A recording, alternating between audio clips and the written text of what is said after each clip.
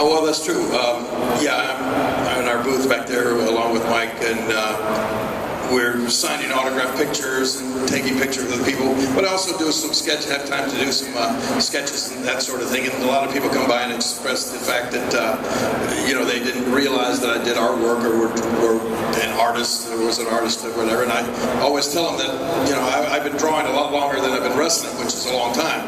But I first started drawing when I was like 5 years old, and the first thing I remember drawing was Superman, Batman, comic book heroes and that sort of thing. And actually, it was the art and drawing that got my foot in the door to become a professional wrestler. Started as a kid, teenager, drawing some caricatures of the local wrestlers there in Memphis.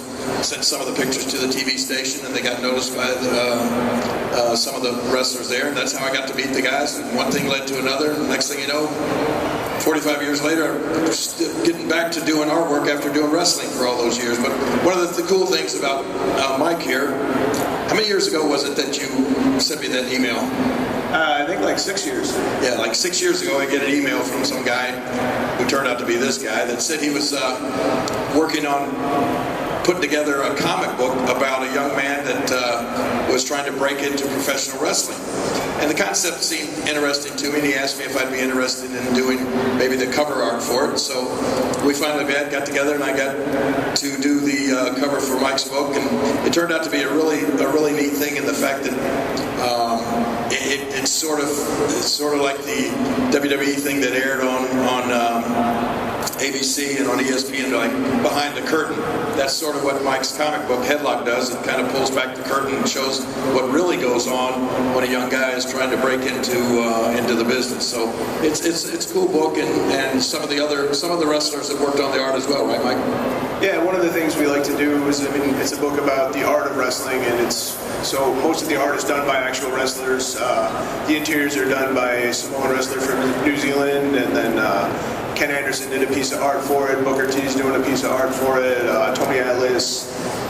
We got some other. There's a lot of surprising guys, I guess, that have some skills with a pen that you don't necessarily think about because they're good at one thing, but they're also good at something else.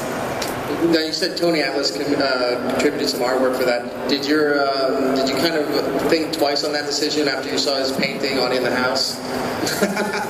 He actually did a really good deal for us. Yeah. He did some.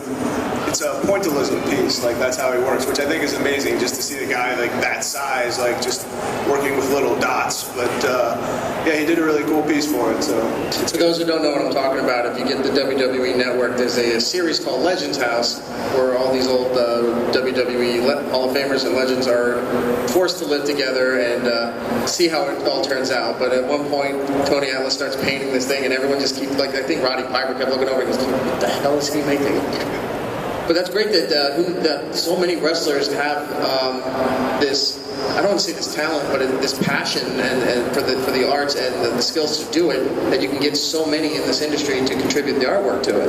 Well, I've been a comic book fan my whole life, and there was never any really good wrestling comics. Like, there would be sort of licensed books that, felt like cash grabs and stuff, but I always wanted something that sort of conveyed the passion, for wrestling. And so I made this book, and then all the wrestlers who like comics, found out about it. Like, I'd see them at shows. Like, I sold books to Rob Van Dam and Shane Helms, in San Diego a couple years ago, and then they actually did stories for the book later on, as fans of the book. So it's been really gratifying. I think, the guys that are fans on both sides of the fence have been really cool about helping us out. How many stories are out, and how many stories are you